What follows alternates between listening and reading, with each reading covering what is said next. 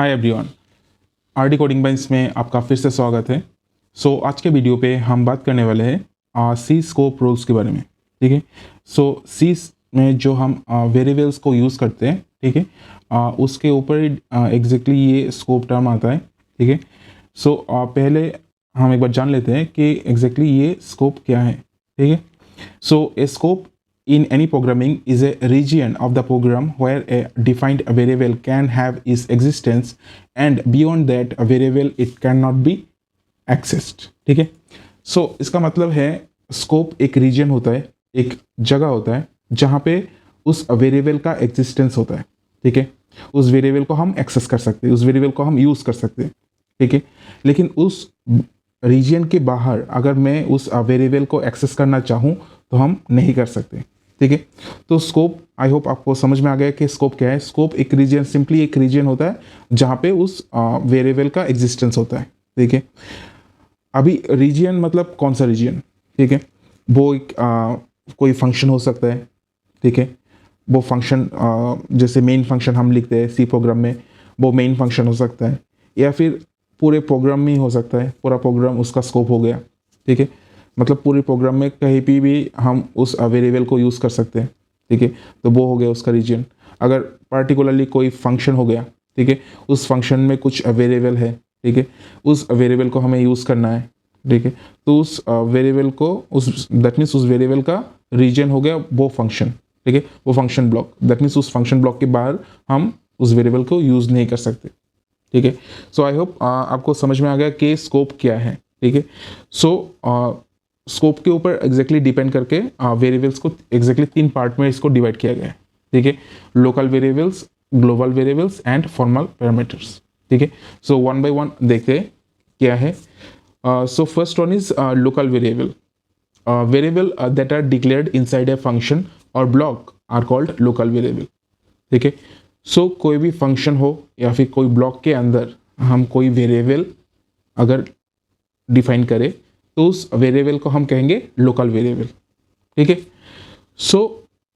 ये जो local variable है, ठीक है, उसका जो स्कोप हो गया, ठीक है, वो हो गया उस फंक्शन और ब्लॉक के अंदर।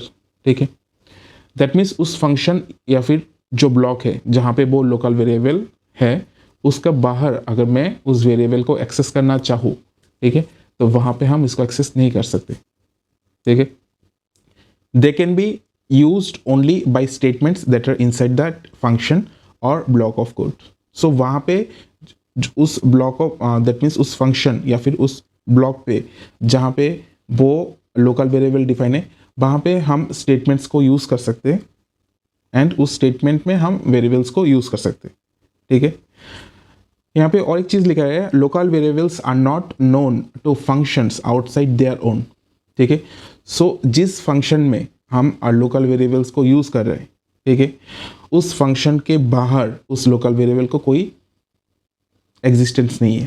ठीक है, मतलब उसको कोई एक्सेस नहीं कर सकता है उस फंक्शन के बाहर। ठीक है, ये हो गया लोकल वेरिएबल। ठीक है, तो लोकल वेरिएबल का स्कोप क्या होगा? लोकल वेरिएबल का स्कोप होगा उस वेरिएबल लोकल वेरिएबल का स्कोप होगा जहाँ पे वो डिफाइन किया गया उस फंक्शन में या फिर उस ब्लॉक पे जहाँ पे वो लोकल वेरिएबल को डिफाइन किया गया है, वहाँ पे ही उसका स्कोप है। ठीक है, स्कोप मतलब वहाँ पे ही उसको एक्सेस है। ठीक है, नेक्स्ट जो है वो है ग्लोबल वेरिएबल। ठीक है, global variable are defined outside a function. ठीक है, ग्लोबल वेरिएबल को हम डिफाइन कर सकते हैं आउटसाइड द फंक्शन। ठीक है, मैंने यहाँ पे एक प्रोग्राम लिखा है। ठीक है, यहाँ पे देखिए, यहाँ पे हमने एक मेन फंक्शन लिया है। ठीक है, एंड यहाँ पे एक आउटसाइड एक फंक्शन लिया है। ठीक है, एंड यहाँ पे हमने एक, अगर मैं उस फंक्शन के बाहर कोई अगर वेरिएबल ले लूँ तो वो हो गया हमारा ग्लोबल वेरिएबल। ये हो गया हमारा ग्लोबल वेरिएबल। ठीक है, ये हो गया हमारा ग्लोबल वेरिएबल।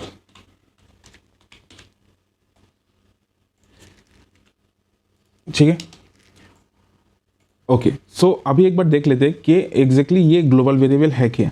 ठीक है, global variable are defined outside a function. Function के बाहर हमें इसको डिफाइन करना है, usually on top of the program. Program की एग्जैक्टली स्टार्टिंग पे हम इसको डिफाइन कर सकते हैं। ठीक है, Global variables hold their values throughout the lifetime of your program and they can be accessed inside any of the functions defined for the program. So local variable में क्या था, जहाँ पे हमने वेरिएबल को डिफाइन किया था जिस फंक्शन में, तो उसके बाहर हम उस वेरिएबल को एक्सेस नहीं कर सकते, ठीक है. But in case of global variable, हम ग्लोबल वेरिएबल को किसी और फंक्शन में, ठीक है, और फंक्शन में भी हम इसको यूज़ कर सकते हैं, ठीक है. तो ये हो गया global variable. Global variable can be accessed by any function, किसी भी फंक्शन में वो यूज़ हो सकता है. कोई फंक्शन इसको, कोई भी फंक्शन, वो मेन फंक्शन हो गया या फिर दूसरा और कोई भी फंक्शन हो गया जहाँ पे हमने कुछ और फंक्शनली को ऐड किया है, सो वहाँ पे भी हम ग्लोबल वेरिएबल्स को यूज़ कर सकते हैं, ठीक है.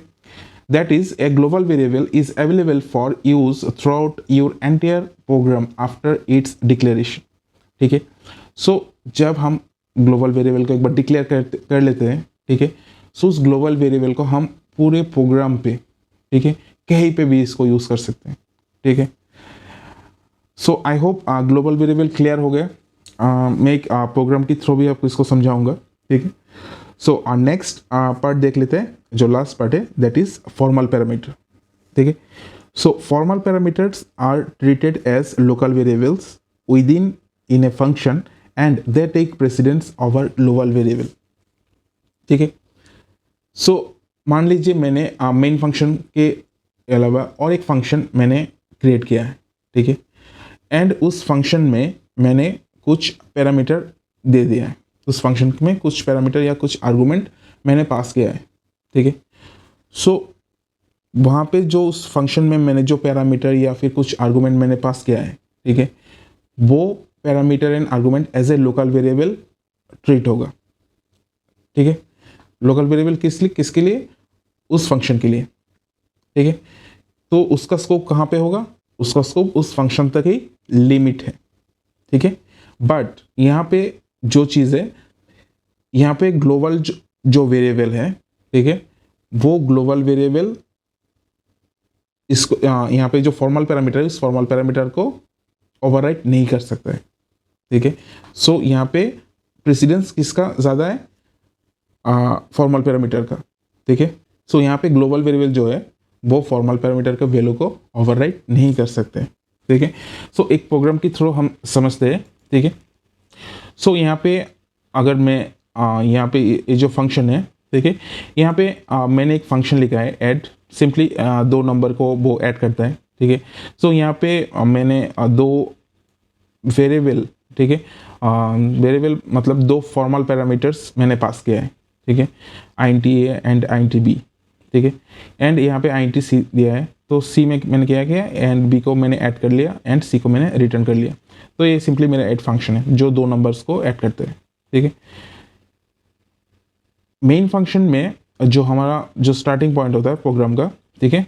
सो मेन फंक्शन में मैंने एक वेरिएबल लिया है i, ठीक है, एंड और 2 वेरिएबल लिया है x एंड y, ठीक है.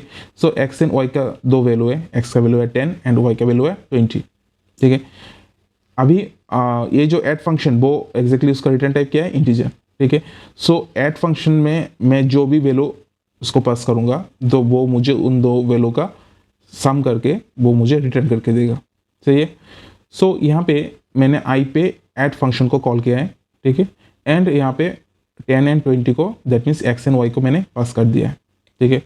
सो यहाँ पे मैंने printf सम लिखा है एंड जो i पे जो वैल्यू स्टोर होगा, दैट मीन्स 10 एंड 20 को ऐड करने के बाद जो रिजल्ट आएगा वो रिजल्ट आगे जाके स्टोर होगा i पे. सो वही i को मैंने यहाँ पे प्रिंट करके रखा है, ठीक है. सो यहाँ पे मैंने जो वेरिएबल्स लिया है, ठीक है, ये जो वेरिएबल लिया है int i इक्वल टू, ठीक है, ये हो गया आपका लोकल वेरिएबल, ठीक है, ये हो गया आपका local variable. Same as it is यहाँ पे मैंने जो int x एंड y लिया है वो भी लोकल वेरिएबल है, ठीक है. नेक्स्ट यहाँ पे ये जो फंक्शन है, इस फंक्शन के अंदर, ठीक है, ये भी मेन फंक्शन है, ये भी एक ऐड फंक्शन है. उस मेन फंक्शन के अंदर मैंने एक वेरिएबल लिया है, वो भी लोकल वेरिएबल है, ठीक है. ओके. सो लोकल वेरिएबल, सो यहाँ पे मैंने क्या बोला था कि लोकल वेरिएबल को आप उस फंक्शन के बाहर इसको एक्सेस नहीं कर सकते, सही है। सो इसको अगर मैं यहाँ पे आई की जगह पे यहाँ पे जो ये जो फंक्शन है सी, इसको अगर मैं आई की जगह पे इसको प्रिंट करना चाहूँ, ठीक है। सो सिंपली यहाँ पे आप देख सकते हो कि यहाँ पे एक एरर शो हो रहा है, आइडेंटिफाइड सी इज अनडिफाइंड, मतलब उसको सी नहीं मिल रहा है। क्यों नहीं मिल रहा है? क्योंकि सी इस एड फंक्शन का लोकल वेरिएबल है, ठीक है, तो उसको सी नहीं मिलेगा यहाँ पे, ठीक है, समझ में आ रहा है। सो उसका स्कोप यहाँ पे ही लिमिट है, तो ये हो गया लोकल वेरिएबल, समझ में आया। यहाँ पे आई को वो एक्सेस क्यों कर सकता है? क्योंकि आई यहाँ पे है, ठीक है, इस लोकल वेरिएबल है, सो इसको इस स्टेटमेंट में वो यूज़ कर सकता है, सही है।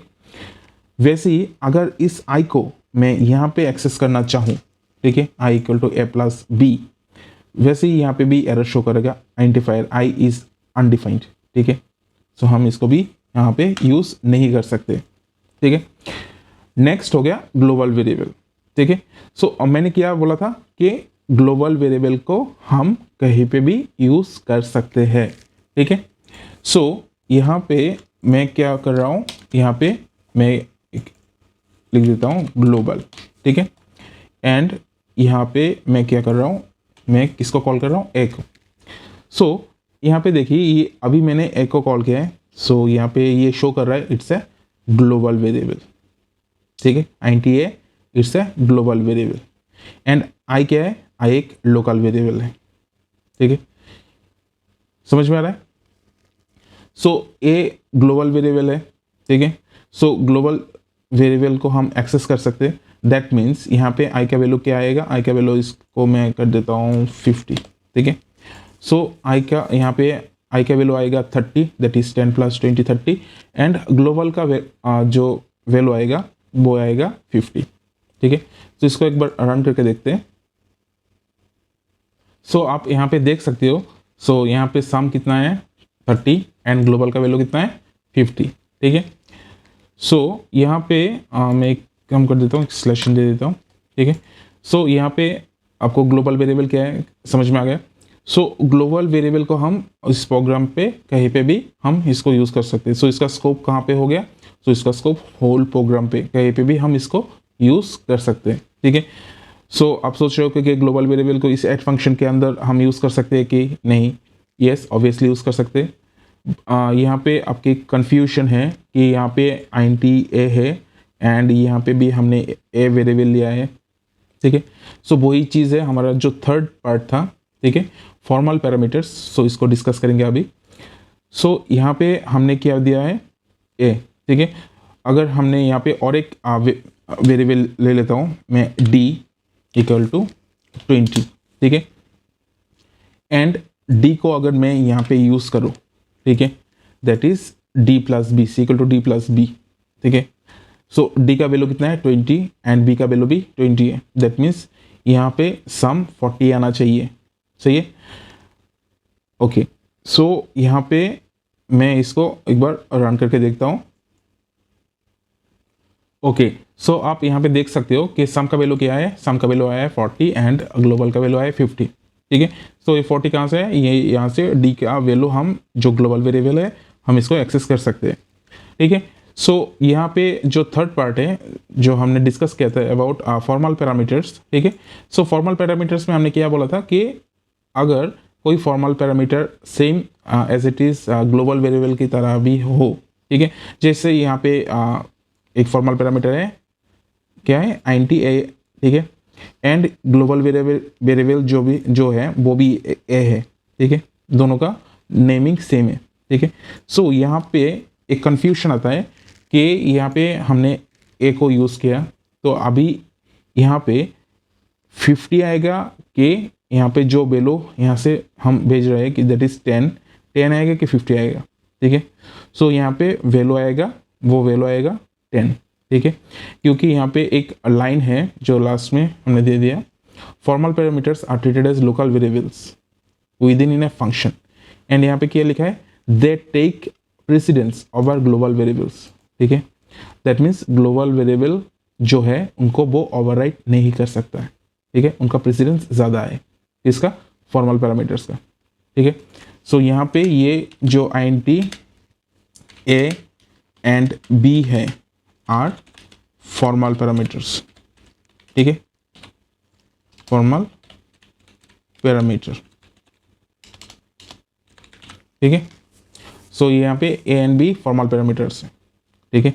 सो आप चाहे तो इसको एक बार रन करके देख सकते हैं।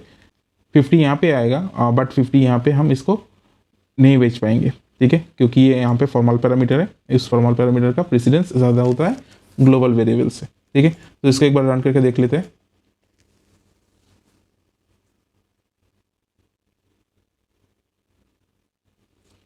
सो आप यहाँ पे देख सकते हो कि यहाँ पे सम का वैल्यू कितना है, सम का वैल्यू आया है 30 एंड ग्लोबल का वैल्यू ऑलरेडी वो 50 था, वो 50 आया है, ठीक है। दैट मीन्स यहाँ पे जो ए का वैल्यू है वो इस फॉर्मल पैरामीटर को वो ओवरराइट नहीं कर पाया है। दैट इज फॉर्मल पैरामीटर का जो प्रेसिडेंस होता है वो ग्लोबल वेरिएबल से ज़्यादा होता है, ठीक है। So I hope scope in C programming का जो पार्ट आज मैंने डिस्कस किया है आप लोगों को समझ में आया हो, ठीक है। कुछ भी क्वेश्चन हो या कुछ भी डाउट हो तो आप कमेंट कर सकते हो, ठीक है। सो आज के लिए यही ख़त्म करते हैं, मिलते हैं नेक्स्ट वीडियो पे, ठीक है। Thank you.